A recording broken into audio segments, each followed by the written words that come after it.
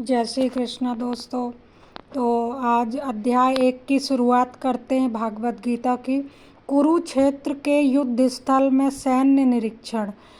धृतराष्ट्र ने कहा, हे संजय, धर्म भूमि कुरुक्षेत्र में युद्ध की इच्छा से एकमात्र मेरे तथा पांडु के पुत्रों ने क्या किया।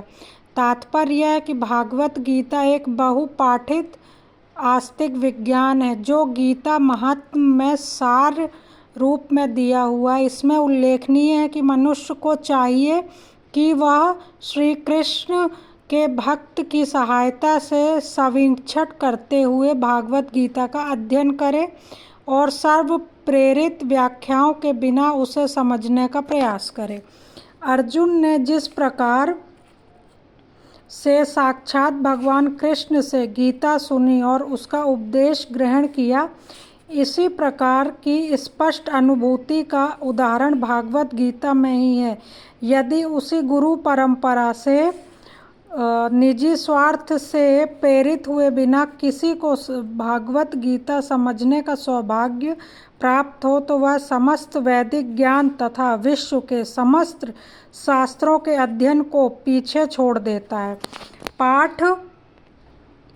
पाठक को भागवत गीता में न केवल अन्य शास्त्रों की सारी बातें मिलेंगी अपितु ऐसी भी बातें मिलेगी जो अन्यत्र कहीं उपलब्ध नहीं है। यही गीता का विशिष्ट मानदंड है। स्वयं भगवान श्री कृष्ण द्वारा साक्षात उच्चरित होने के कारण यह पूर्ण आस्तिक विज्ञान है। जैसे कि हम बता सकते हैं कि जो एक भागवत गीता है वह एक विज्ञान से जुड़ी हुई हमारी धर्म की पुस्तक है और हमें अपने आप को बहुत ही सौभाग्यशाली मानना चाहिए कि इतनी वैज्ञानिक पुस्तक, इतनी धार्मिक पुस्तक हमारे धर्म में है और भगवान श्री कृष्ण के मुख से निकली हुई गीता है। महाभारत में वर्णित धृतराष्ट्र तथा संजय की वार्ताएं इस महान दर्शन के मूल सिद्धांतों का कार्य करती। माना जाता है कि इस दर्शन की प्रस्तुति कुरुक्षेत्र के युद्ध स्थल में हुई, जो वैदिक युग से पवित्र स्थल रहा है। इसका प्रवचन भगवान द्वारा मानव जाति के पथ प्रदर्शन हेतु तब किया गया जब वे इस लोक में स्वयं उपस्थित थे। धर्म क्षेत्र शब्द सार्थक है क्योंकि कुरुक्षेत्र के युद्ध स्थल में अर्जुन के पक्ष में भगवान स्वयं उपस्थित थे। कौरवों का पिता धृतराष्ट्र अपने पुत्रों की विजय की संभावना के विषय में अत्यधिक संदिग्ध था, अतः इसी संदेह के कारण उसने अपने सचिव से पूछा। उन्होंने क्या किया? वह आश्वस्त था कि उसके पुत्र तथा उसके छोटे भाई पांडु के पुत्र कुरुक्षेत्र युद्ध भूमि में निर्णात्मक संग्राम के लिए एकत्र हुए। फिर भी उसकी जिज्ञासा सार्थक थी। वह नहीं चाहता था कि भाइयों में कोई समझौता हो, अतः वह युद्ध भूमि में अपने पुत्रों की नियति के विषय में आश्वस्त होना चाह रहा था। चूँकि इस युद्ध को कुरुक्षेत्र में लड़ा जाना था, इसके उल्लेख में वेद स्वर्ग निवासी के लिए भी तीर्थ स्थल के रूप में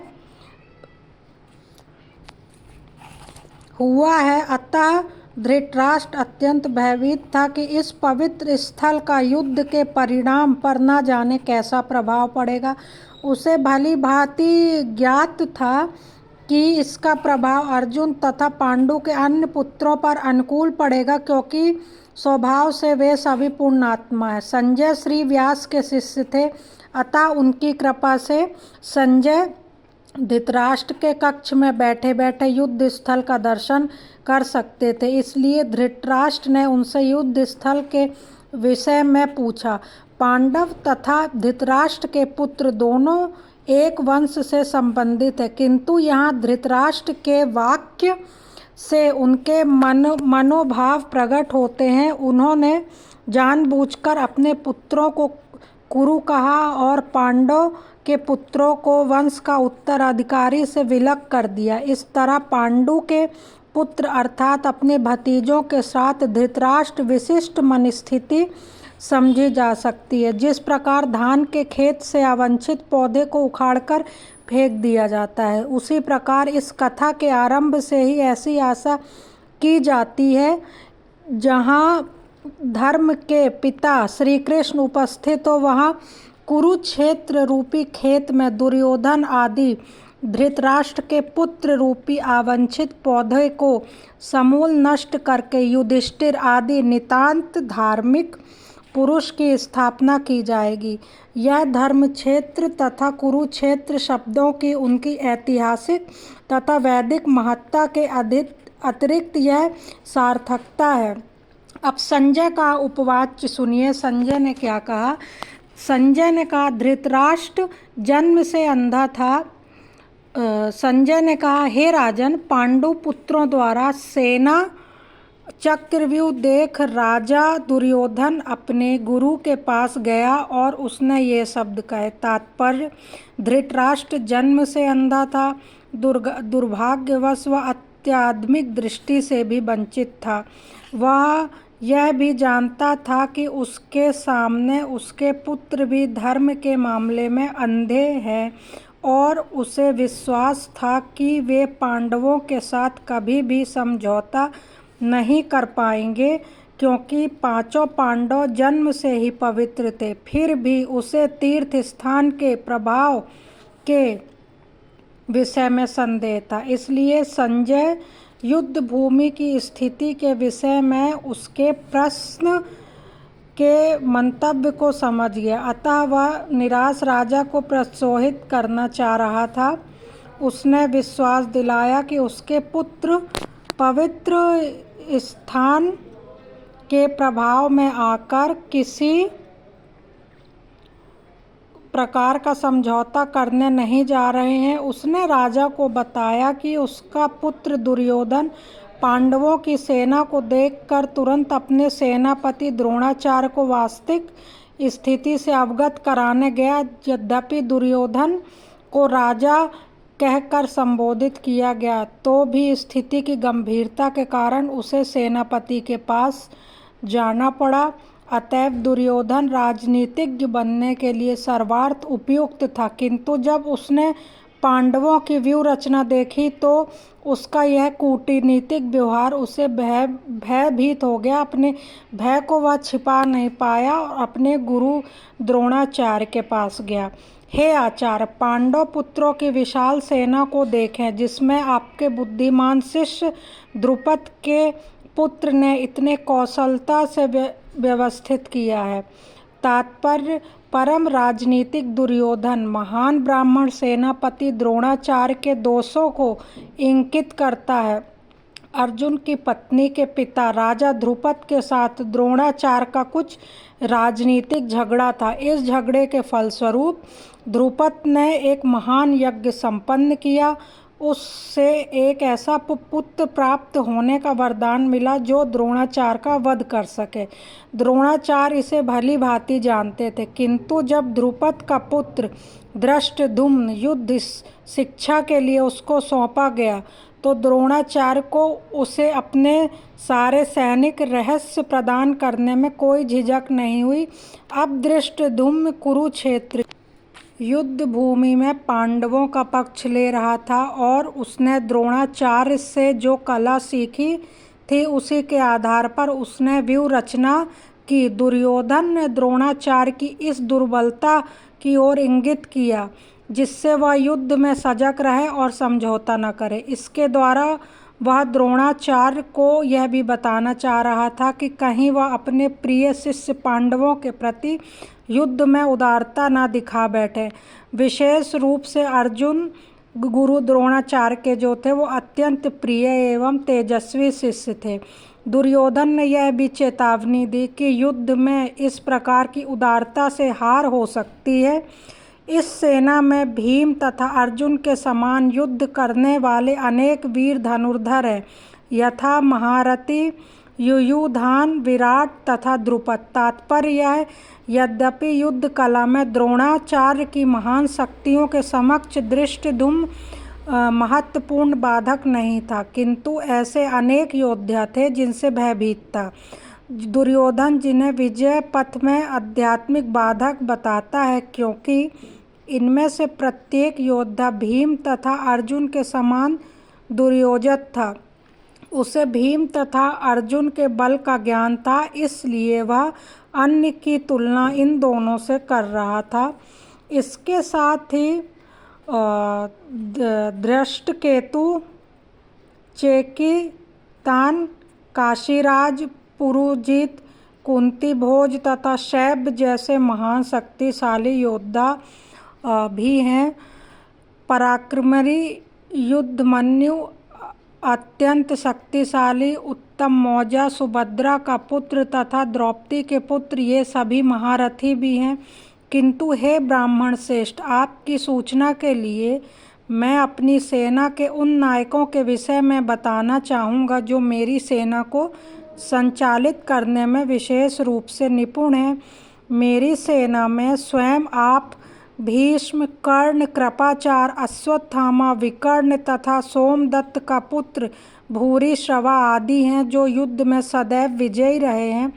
दुर्योधन उन आदित्य सूरवीरों का उल्लेख अपने गुरु से करता है जो सदैव विजयी होते हैं। विकर्ण दुर्योधन का भाई है, अश्वत्थामा द्रोणाचार्य का पुत्र, सोमदत्त या भूरिश्रवा बाहिकों के राजा का पुत्र है। कर्ण अर्जुन का आधा भाई है, क्योंकि कुंती के गर्भ से राजा पांडु के साथ विवाहित होने के पूर्व उत्पन्न हुआ। कृपाचार्य की जुड़वा बहन द्रोणाचार्य को ब्याही गई थी। ऐसे अनेक वीर भी हैं जो मेरे लिए अपना जीवन त्याग करने के लिए उद्यत है। वे विविध प्रकार के हथियारों से सुसज्जित हैं और युद्ध विद्या में निपुण हैं। इसका तात्पर्य यह है हमारी शक्ति अपरिमेय है और हम सब पितामह द्वारा भली भांति संरक्षित हैं, जबकि पांडवों की शक्ति भीम द्वारा भली भांति संरक्षित होकर सीमित है। अतएव सैन्य व्यूह में अपने अपने मोर्चों पर खड़े रहकर सभी भीष्म पितामह को पूरी तरह से सहायता दे। इस प्रकार से जो दुर्योधन था उसने अपनी सेना को ऐसा आदेश दिया, क्योंकि युद्ध भूमि में दुर्योधन को राजा कहकर संबोधित किया गया था। भीष्म पे अब इसका तात्पर्य समझते हैं। दुर्योधन ने तुलनात्मक शक्ति का अनुमान प्रस्तुत किया। वह यह सोचता था कि अत्यंत अनुभवी सेना नायक भीष्म पितामह द्वारा विशेष रूप से संरक्षित होने के कारण सेनाओं की शक्ति अपरिमेय है। दूसरी ओर पांडव की सेना सीमित है, क्योंकि उनकी सुरक्षा के एक अनुभवी नायक भीम द्वारा की जा रही, जो कि भीम की तुलना में नगण्य है। क्योंकि जो दुर्योधन था उसके पास जो श्री कृष्ण थी उनकी नारायणी सेना भी थी, और जो दुर्योधन था उसके पास अत्यंत शक्तिशाली था, बहुत सारी सेना थी। और पांडवों का जो पक्ष था वो बहुत कमज़ोर था, क्योंकि भीष्म कहीं अत्यधिक उत्कृष्ट सेनापति हैं, वह युद्ध में विजय होगा, यह उसका दृढ़ निश्चय था। किंतु जो पांडवों की सेना थी उन्होंने भी अपने मन में दृढ़ निश्चय किया था विजय का। भीष्म पितामह के शौर्य की प्रशंसा करने के बाद दुर्योधन ने सोचा कि कहीं अन्य योद्धा यह न समझ लें कि उन्हें कम महत्व दिया जा रहा। अतः दुर्योधन ने अपने सहज कूटनीतिक ढंग से स्थिति संभालने के उद्देश्य से उपयुक्त शब्द कहे। उसने बलपूर्वक कहा, भीष्मदेव निसंदेह महानतम योद्धा है, किंतु अब वे वृद्ध हो चुके, अतः प्रत्येक सैनिक को चाहिए कि चारों ओर से उनकी सुरक्षा का विशेष ध्यान रखे।